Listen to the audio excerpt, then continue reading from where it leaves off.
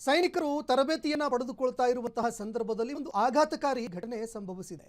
ಯೋಧರ ಪ್ಯಾರಾಚೂಟ್ ತರಬೇತಿ ವೇಳೆ ಒಂದು ಭಾರೀ ಅವಘಡ ಸಂಭವಿಸಿದೆ. 50 ಅಡಿ ಎತ್ತರದಿಂದ ಜಿಗಿದಂತಹ ಇಬ್ಬರು ಕಾಲು ಮುರಿದುಕೊಂಡಿದ್ದಾರೆ. ಬಳ್ಳಾರಿ ಹೊರವಲಯದ ಪಿಡಿಹಳ್ಳಿ ಭಾಗದಲ್ಲಿ ನಡೆದಿರೋ ಘಟನೆ ಇದು. ತರಬೇತಿ ಪಡೆದುಕೊಳ್ತಾ ಇರುವಂತಹ ಸಂದರ್ಭದಲ್ಲೇ ಯೋಧರು ತಮ್ಮ ಕಾಲಿನ ಮೂಳೆಯನ್ನು ಮುರಿದುಕೊಂಡಿದ್ದಾರೆ. ಯೋಧ ಚಿನ್ನರಾಜ್ ಅವರು ತಮ್ಮ ಕಾಲಿನ ಮೂಳೆ ಮುರಿದುಕೊಂಡಿದ್ದಾರೆ. ಮತ್ತೊಬ್ಬ ಯೋಧನಿಗೂ ಕೂಡ ಕಾಲಿನ ಮೂಳೆ ಮುರಿತ ಆಗಿದೆ ಅನ್ನೋ ಮಾಹಿತಿ ಲಭ್ಯವಾಗ್ತಾ ಇದೆ. ಇನ್ನು ದೃಶ್ಯಾವಳಿಯಲ್ಲಿ ನೋಡ್ತಾ ಇದ್ದೀರಿ ನೀವು. ಸೈನಿಕರು ಸರಿಸುಮಾರು 1 ಕಿಲೋಮೀಟರ್ ಅಥವಾ 1.5-2 ಕಿಲೋಮೀಟರ್ ಎತ್ತರದಿಂದ ಕೆಳಗಡೆ ಹಾರಿ ಪ್ಯಾರಾಚೂಟ್ನ ತರಬೇತಿ ಪಡೆಯುವಂತಹ ಒಂದು ಪ್ರಕ್ರಿಯೆ.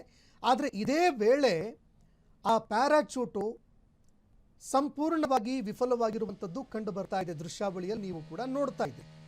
ಅಂದರೆ ಆ ಪ್ಯಾರಾಚೂಟ್ ತರಬೇತಿ ಕೊಡುವಂತಹ ಸಂದರ್ಭದಲ್ಲಿ ಪ್ಯಾರಾಚೂಟ್ಗಳನ್ನು ಸರಿಯಾಗಿ ಪರಿಶೀಲನೆ ಮಾಡಿತ್ತಾ ಸೇನೆ ಅಧಿಕಾರಿಗಳ ತಂಡ, ಅಥವಾ ಎಲ್ರಿಗೂ ತಗೊಳ್ರಪ್ಪ ಪ್ಯಾರಾಚೂಟು ಜಿಗಿರಿ ಅಂತ ಎಲ್ಲರನ್ನೂ ಕೆಳಗಡೆ ಹಾರಿಸೋದಕ್ಕೆ ಮುಂದಾಯ್ತಾ ಅನ್ನೋ ಪ್ರಶ್ನೆ ಎದುರಾಗ್ತಾ ಇರುವಂಥದ್ದು.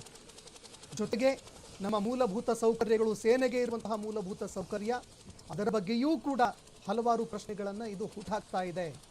ಯಾಕಂದರೆ ಇವರಿಗೆ ನಾವು ಕೇಳಿಸ್ಕೊಳ್ತಾ ಇದ್ವಿ, ಅನೇಕ ವಿಮಾನಗಳು ಪತನ ಆಯಿತು, ಒಳಗಡೆ ಇದ್ದಂತಹ ಪೈಲಟ್ಗಳು ಸಾವನ್ನಪ್ಪದು ಅನ್ನುವಂತಹ ಮಾಹಿತಿಗಳನ್ನು, ಹುತಾತ್ಮರಾದರು ಅನ್ನೋ ಮಾಹಿತಿಗಳನ್ನು ನಾವು ಕೇಳಿಸ್ಕೊಳ್ತಾ ಇದ್ವಿ. ಆದರೆ ಪ್ಯಾರಾಚೂಟು ತುಂಬ ಕಡಿಮೆ ಬೆಲೆಗೆ ಸಿಗುವಂತಹ ಒಂದು ಮೂಲಭೂತ ಸೌಕರ್ಯ ಅದು. ಯಾಕಂದರೆ ಈ ಕೆಲವೊಂದು ಮಿಷನ್ಗಳನ್ನು ಪೂರೈಕೆ ಮಾಡಬೇಕಾದ್ರೆ ಆ ಸಂದರ್ಭದಲ್ಲಿ ಪ್ಯಾರಾಚೂಟ್ನಿಂದ ಕೆಳಗಡೆ ಹಾರಬೇಕಾಗತ್ತೆ ಅಂತ ಪರಿಸ್ಥಿತಿ ಬರುತ್ತೆ. ಆದರೆ ಅದರ ಒಂದು ತರಬೇತಿ ಸಂದರ್ಭದಲ್ಲೇ ಸರಿಯಾಗಿ ಪರಿಶೀಲನೆ ಮಾಡಲಿಲ್ಲ ಅಂತಂದರೆ ನಿಜಕ್ಕೂ ಕೂಡ ಆಘಾತಕಾರಿ ವಿಚಾರ. ಈ ಬಗ್ಗೆ ಚರ್ಚೆ ಮಾಡುವಂತಹ ವಿಚಾರ ಅಲ್ವೇ ಇದು? ಎಷ್ಟು ಹೈಟ್ಗೆ ರೀಚ್ ಆಗಬೇಕಾಗಿತ್ತು ಅಷ್ಟು ಹೈಟ್ಗೆ ಸರಿಯಾಗಿ ರೀಚ್ ಆಗಿದ್ದ? ಇಲ್ಲಿ ಲೋಪದೋಷ ಯಾರ್ದು ಅನ್ನೋ ಪ್ರಶ್ನೆ ಸರಿಯಾಗಿ ಪರಿಶೀಲನೆ ಮಾಡಾಗಿತ್ತ ಪ್ಯಾರಾಚೂಟ್ಗಳನ್ನು? ಯಾಕಂದರೆ ಇದು ನಮ್ಮ ಸೈನಿಕರ ಜೀವದ ಪ್ರಶ್ನೆ. ಅವರಿಗೆ ಇರುವಂತಹ ಮೂಲಭೂತ ಸೌಕರ್ಯಗಳೇನಿದ್ದಾವೆ ಅದರ ಒಂದು ಪ್ರಶ್ನೆ ಇದು. ಸರಿಯಾದ ರೀತಿಯಲ್ಲಿ ಒಂದು ವ್ಯವಸ್ಥೆಗಳನ್ನು ಮಾಡದೆ ನೀವು ಎದುರಿಸ್ರಪ್ಪ, ಯುದ್ಧದಲ್ಲಿ ಪಾಕಿಸ್ತಾನವನ್ನು ಎದುರಿಸಿ, ಚೀನಾದವ್ರನ್ನ ಎದುರಿಸಿ ಅಂತಂದರೆ ಸಾಧ್ಯನೇನ್ರಿ ಇದು? ಸಿಂಪಲ್ ಆಗಿರೋ ಒಂದು ಪ್ಯಾರಾಚೂಟ್ನಲ್ಲೂ ಕೂಡ ಸರಿಯಾದ ರೀತಿ ವ್ಯವಸ್ಥೆಯನ್ನು ಮಾಡಿಕೊಂಡಿಲ್ಲ ಅಂತಂದರೆ ಎಂಥ ಆಘಾತಕಾರಿ ವಿಚಾರ ಅಲ್ವೇ? ಹೆತ್ತವರು ತಮ್ಮ ಮಕ್ಕಳನ್ನು ಸೇನೆ ಕಳಿಸ್ತಾರೆ ದೇಶದ ಗಡಿ ಕಾಯೋದಕ್ಕಂತ. ಯುದ್ಧದಲ್ಲಿ ಏನಾದರೂ ಈ ರೀತಿ ಗಾಯಗೊಂಡ್ರೆ ಹೆಮ್ಮೆಯಿಂದ ಬರ್ತಾರೆ, ಖುಷಿಯಾಗುತ್ತೆ. ಈ ರೀತಿಯಾದಾಗ ನಗನಗ್ತಾನೆ ಹುತಾತ್ಮರಾದವರು ಅನೇಕರಿದ್ದಾರೆ. ಆದರೆ ತರಬೇತಿ ತೆಗೆದುಕೊಳ್ಳುವಂಥ ಸಂದರ್ಭದಲ್ಲಿ ಈ ರೀತಿ ಅವಘಡಗಳಾಗುತ್ತೆ ಅಂತಂದರೆ ನಿಜಕ್ಕೂ ಕೂಡ ಇದು ತುಂಬ ಬೇಜಾರಿನ ವಿಚಾರ ಅಲ್ವೇ?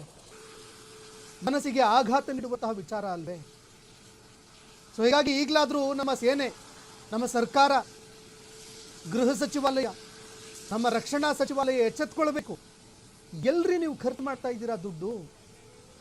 ಸೈನ್ಯಕ್ಕಾಗಿ ಖರ್ಚು ಮಾಡ್ತಾ ಇರುವಂತಹ ದುಡ್ಡು ಅದನ್ನು ಸರಿಯಾಗಿ ನೀವು ಸದ್ಬಳಕೆ ಮಾಡ್ಕೊಳ್ತಾ ಇಲ್ಲ ಅಂತಂದ ಮೇಲೆ ಇದು ನಿಜಕ್ಕೂ ಬೇಸರದ ವಿಚಾರ ಅಲ್ವಾ? ಏನಾದರೂ ಸರ್ಕಾರ ಎಚ್ಚೆತ್ತುಕೊಳ್ಬೇಕು. ಸೈನಿಕರು ಏನಾದರೂ ಈ ವಿಚಾರದ ಬಗ್ಗೆ ಮಾತನಾಡಿದ್ರೆ ಅವರ ಮೇಲೆ ಎನ್ಕ್ವೈರಿ ಕೂರಿಸ್ತೀರಿ. ಆದರೆ ನೀವುಗಳು ಕೈಗೊಳ್ಳಬೇಕಾಗಿರೋ ಕ್ರಮ ಏನಿದೆ, ಆ ಮೂಲಭೂತ ಸೌಕರ್ಯವನ್ನು ಕಲ್ಪಿಸ್ಕೊಳ್ಬೇಕಾಗಿರೋ ನಿಮ್ಮ ಕರ್ತವ್ಯ ಏನಿದೆ, ಅದನ್ನು ಎಷ್ಟರ ಮಟ್ಟಿಗೆ ಮಾಡಿದ್ದೀರಾ ಅನ್ನುವಂಥದ್ದಕ್ಕೆ ಕೈಗನ್ನಡಿ ಅಲ್ವೇ ಇದು?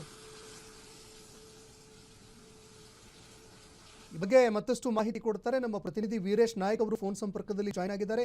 ವೀರೇಶ್ ನಾಯಕ್, ಸಹಜವಾಗಿ ನಿಜವಾಗ್ಲೂ ಕೂಡ ತುಂಬ ದುಃಖದ ವಿಚಾರ ಇದು. ಈ ಹಿಂದೆ ಅನೇಕ ಬಾರಿ ಸೈನಿಕರು ಊಟದ ವಿಚಾರಕ್ಕೆ ಸಂಬಂಧಪಟ್ಟಂತೆ ಪ್ರಶ್ನೆ ಮಾಡಿದ್ರು. ಆದರೆ ಪ್ಯಾರಾಚೂಟ್ ವಿಚಾರದಲ್ಲೂ ಕೂಡ ಕಳಪೆ ಆಗುತ್ತೆ ಅಥವಾ ಅದರಲ್ಲಿ ಸರಿಯಾಗಿ ಪರಿಶೀಲನೆ ಆಗುವುದಿಲ್ಲ ಅಂತಂದರೆ ದುಃಖದ ವಿಚಾರ ಅಲ್ವೇ? ಈಗ ಸೈನಿಕರ ಆರೋಗ್ಯ ಪರಿಸ್ಥಿತಿ ಹೇಗಿದೆ? ಈ ಬಗ್ಗೆ ಮತ್ತಷ್ಟು ಮಾಹಿತಿ ಕೊಡೋದಾದ್ರೆ.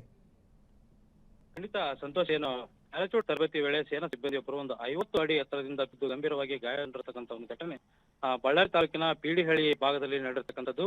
ಅಂದ್ರೆ ಗಾಯಗೊಂಡ ಸೈನಿಕ ಸದ್ಯ ಚಿನ್ನರಾಜ್ 25 ವರ್ಷ ಅಂತ ಈಗಾಗಲೇ ಸದ್ಯ ಮಾಹಿತಿ ಲಭ್ಯವಾಗಿರ್ತಕ್ಕಂಥದ್ದು. ಅಂದ್ರೆ ಆ ತರಬೇತಿ ಜಿಗಿತದ ವೇಳೆ ಅವರ ಕೆಳಗೆ ಬಿದ್ದ ಪರಿಣಾಮ ಕಾಲು ಮೂಳೆ ಮುರಿದು ಗಂಭೀರ ಗಾಯಗಳಾಗಿರ್ತಕ್ಕಂಥ ಮಾಹಿತಿ ಕೂಡ ಸದ್ಯ ಲಭ್ಯವಾಗಿರ್ತಕ್ಕಂಥದ್ದು. ಅಂದ್ರೆ ಇವತ್ತು ಬೆಳಗ್ಗೆ 417 ಸೈನಿಕರಿಂದ ಒಂದು ಪ್ಯಾರಾಚೂಟ್ ತರಬೇತಿ ನಡೆಯತಕ್ಕಂಥದ್ದು. ಈ ವೇಳೆ ಅವಘಡ ಸಂಭವಿಸಿದಂತ ಸದ್ಯ ಪೊಲೀಸರು ಕೂಡ ಒಂದು ಮಾಹಿತಿಯನ್ನ ನೀಡಿರ್ತಕ್ಕಂಥದ್ದು. ಈಗಾಗಲೇ ಗಾಯಗೊಂಡ ಚಿನ್ನರಾಜ್ ಅವರನ್ನ ತಕ್ಷಣ ಬಳ್ಳಾರಿಯ ವಿಮ್ಸ್ ಆಸ್ಪತ್ರೆಗೆ ಪ್ರಾಥಮಿಕ ಚಿಕಿತ್ಸೆಗಾಗಿ ದಾಖಲೆ ಮಾಡಿದ್ದಾರೆ.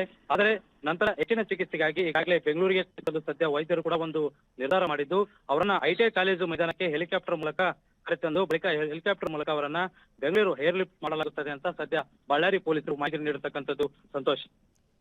ಧನ್ಯವಾದಗಳು ವೀರೇಶ್ ನಿಮ್ಮೆಲ್ಲ ಮಾಹಿತಿಗೆ.